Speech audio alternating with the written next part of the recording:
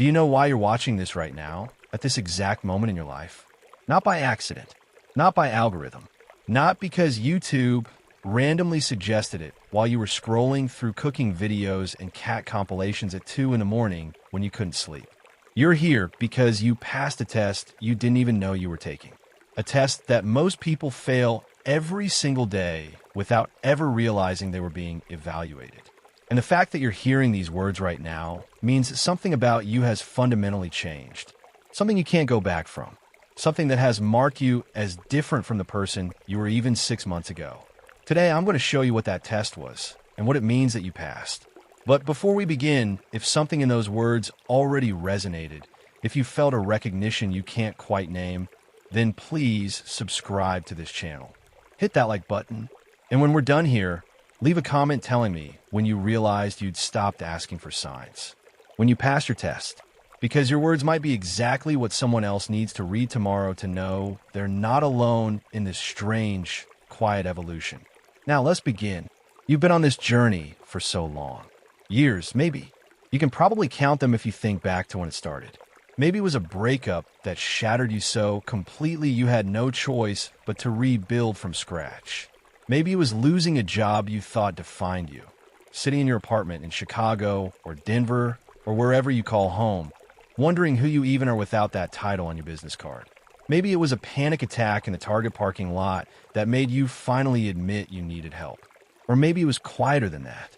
Just a slow, creeping realization that the life you were living didn't feel like yours anymore. So you started. Therapy. You found someone went every Tuesday at 6 p.m., sat in that uncomfortable chair, and tried to explain feelings you didn't have words for. Meditation. You downloaded Headspace or Calm. Try to sit still for 10 minutes without your mind racing through your to-do list or replaying that conversation from work. Books. So many books. The Power of Now. The Untethered Soul. All the Brené Brown. Stacks of them on your nightstand, highlighted and dog-eared. Each one promising that this would be the one that finally made it all make sense. Podcast during your commute.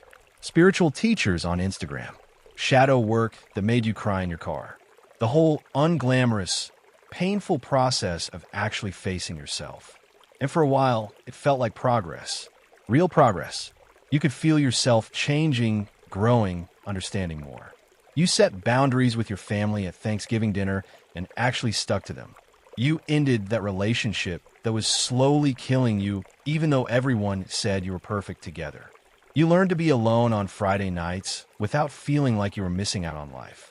You stopped checking your ex's Instagram. You started saying no to things you didn't want to do. You faced trauma you've been running from your entire life. And somewhere along the way, you started to feel tired. Not the kind of tired that comes from working hard. The kind of tired that comes from not knowing if any of it matters. From wondering if you're deluding yourself. From asking over and over, am I actually growing? Or am I just collecting spiritual concepts while my life stays exactly the same? You'd scroll through your phone at night, looking at other people's lives and wonder, are they actually happy or are they just better at pretending? Am I broken because I can't seem to feel that enlightenment everyone talks about? That peace, that arrival, that sense that I've finally made it. You've done the work. You really have. You faced your trauma. You've set boundaries. You've learned to be alone. You stop chasing people who don't choose you. You've learned to sit with discomfort, to honor your truth, to choose yourself even when it costs you relationships, opportunities, the approval of people you love. And yet, there's this nagging feeling, this quiet voice that whispers, what if I'm just convincing myself I've changed? What if I'm still broken and just better at hiding it? What if everyone else can see something I can't, that I'm still stuck, still searching, still fundamentally incomplete? Let me tell you what's actually happening here. You think the final stage of awakening is arrival. Finding your purpose. Feeling at peace. Finally having your life make sense. Waking up one morning and just knowing, yes, this is it. I've made it. I'm enlightened. I'm healed. I'm whole. But that's not what awakening is. That's what the self-help industry sells you to keep you coming back. More books. More courses. More methods to finally get there. Another retreat. Another certification. Another teacher who promises they have the missing piece. Here is the myth you've been sold. If you've truly awakened, you'll know. You'll feel different, lighter, complete, at peace. You'll have that glow that spiritual people are supposed to have. You'll radiate calm. You'll speak in wise, measured tones. You'll finally have your life together. Your relationships will be healthy. Your career will be fulfilling. You'll meditate every morning and journal every night and never feel anxious or angry or lost anymore. But here is the truth, and I need you to really hear this. The final stage of awakening doesn't feel like enlightenment. It feels like ordinariness, like you're just living. No fireworks, no cosmic confirmation, no voice from the heavens saying, "Congratulations, you made it." No dramatic moment where everything suddenly makes sense. Just you, walking your path, making your choices, staying true to yourself without needing anyone or anything to tell you that you're doing it right. And the fact that you're okay with that you've kept going even without the reward, the recognition, the proof, that's how you know you passed. Let me tell you about someone who reached this place. Not a famous spiritual teacher, just a person. Let's call her Maya. She lives in Portland, works in marketing, has a dog named Charlie. Completely ordinary on the outside. Maya spent 7 years working on herself. Therapy twice a week. Daily meditation at 5:30 a.m. before work. Journaling every night. Reading every spiritual book she could find. She went to Vipassana retreats, hired life coaches, did an ayahuasca ceremony in Costa Rica that cost her $3,000 and 2 weeks of PTO, learned Reiki, studied her birth chart, tried breath work, went to sound baths, joined a women's circle. And for a while, each new practice felt like progress, like she was getting somewhere. She could feel herself changing, growing, understanding more. Each breakthrough felt like proof that she was on the right path, that all this suffering, all this work was leading somewhere specific and wonderful. But then, around year 5, something shifted. The practices stopped feeling exciting. They just became things she did. Meditation wasn't producing profound insights anymore. It was just 20 minutes of sitting before she made coffee. Therapy felt repetitive. Same issues, different week. The books all started saying the same thing. Even that women's circle that used to feel so sacred just felt like another commitment on her calendar. And she started to panic. Because if she wasn't having breakthroughs anymore, did that mean she'd stopped growing? Had she plateaued? Was she doing something wrong? Should she try a different meditation technique? A different therapist? Maybe she needed to go deeper. Maybe she needed that expensive 3-month program in Bali. Maybe she was missing something. She brought this to her therapist, almost embarrassed. "I don't know what's wrong with me," she said. "Nothing feels meaningful anymore. I'm not having those aha moments. I don't feel like I'm evolving. I just feel like I'm going through the motions." And her therapist smiled, which confused Maya, because shouldn't this be concerning? And she said something that changed everything. "Maya, you're not stuck. You've graduated. You're not supposed to be having dramatic breakthroughs anymore. That was the beginner phase. That was when you needed external validation, proof that you were growing. But now you're in the mastery phase. And mastery looks boring from the outside. It's just showing up. Every day. Without the high. Without the validation. Without proof that it matters. That's the final test. Can you keep living consciously, keep choosing yourself, keep walking your path when there's no reward, when no one's watching, when there's no certificate at the end, no Instagram post to make about your breakthrough, no story that makes you special? That conversation was 2 years ago, and Maya hasn't had a single breakthrough since. No profound realizations, no cosmic downloads, no moments of clarity that made her cry in grocery store parking lots. But she's also never been more herself, more grounded, more clear, not because she feels enlightened, but because she stopped needing to. She still meditates most mornings, not because it gives her profound insights, but because it's just what she does now, like brushing her teeth. She still goes to therapy, not because she's broken and needs fixing, but because it's nice to have someone witness her life. She still reads spiritual books sometimes, but she doesn't highlight every page anymore. She doesn't need them to save her. They're just interesting. She makes choices from her gut without needing 3 friends, 2 tarot readers, and her therapist to confirm it's the right decision. She stays in on Friday nights when she wants to without feeling like she's missing out. She says no to her family without guilt. She ended a friendship that wasn't serving her without dramatic confrontation, just a quiet letting go. She quit her marketing job and started freelancing even though everyone said it was risky. Not because the universe gave her a sign, just because she wanted to. And here's what's strange. Nobody notices. There's no external evidence that she's reached some higher level of consciousness.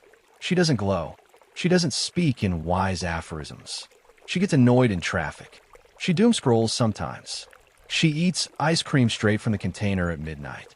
She's just a regular person living her regular life. Except she's free in a way most people will never understand. Free from needing proof. Free from needing validation. Free from needing the universe to confirm that any of this matters. So let me ask you something, and I need you to answer honestly, even if it's just in your mind. When was the last time you needed someone to confirm that you're on the right path? When was the last time you checked your horoscope hoping it would tell you what to do? Asked a friend if you should text that person back, take that job, and that relationship? Scrolled through inspirational quotes on Instagram, hoping one would give you permission to make the choice you already know you need to make?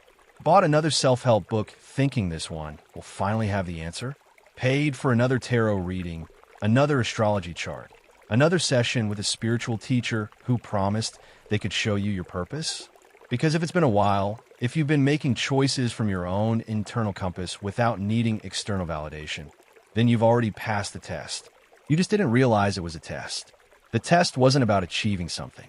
It wasn't about reaching enlightenment or finding your purpose or finally feeling at peace. The test was about whether you could keep going without those things.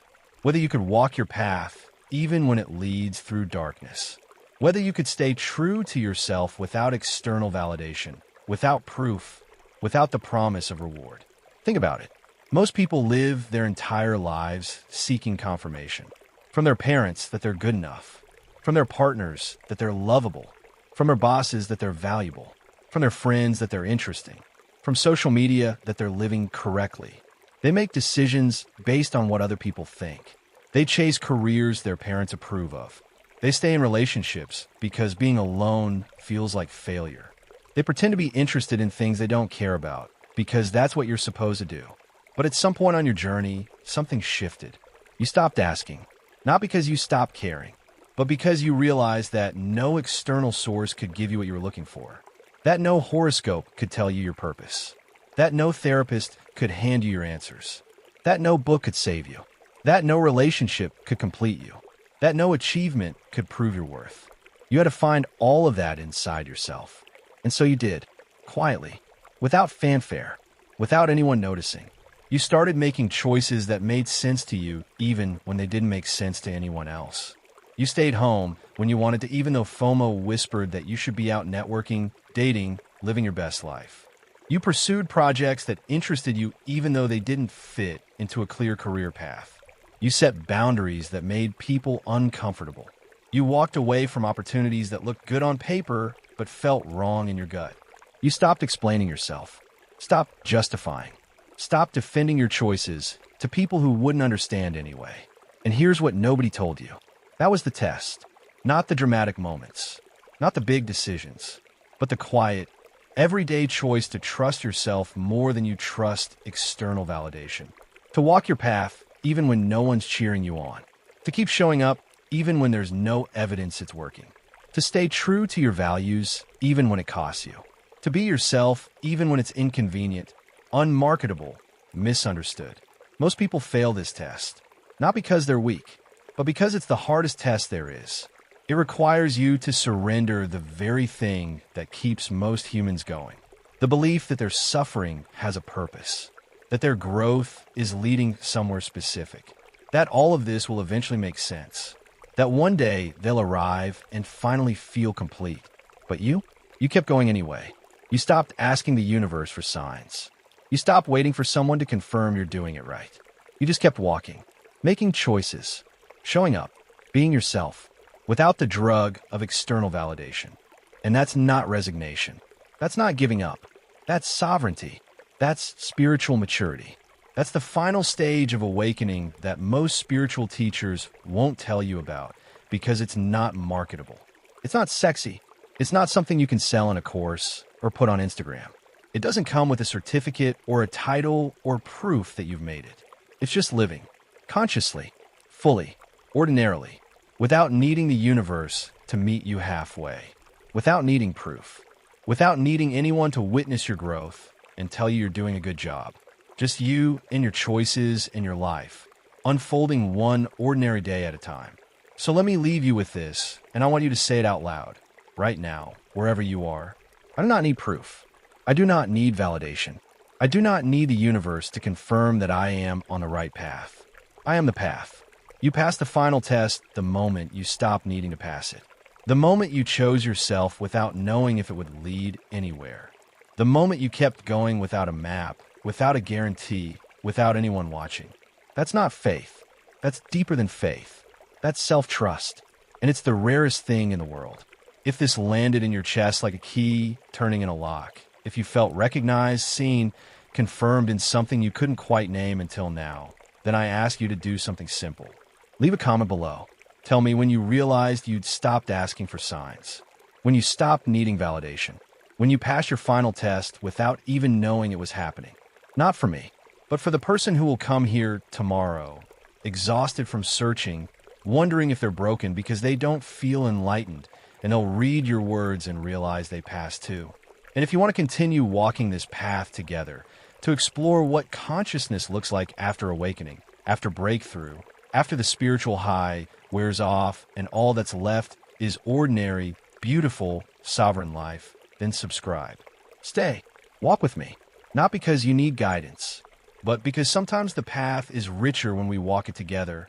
Each of us whole, each of us sovereign, each of us already home.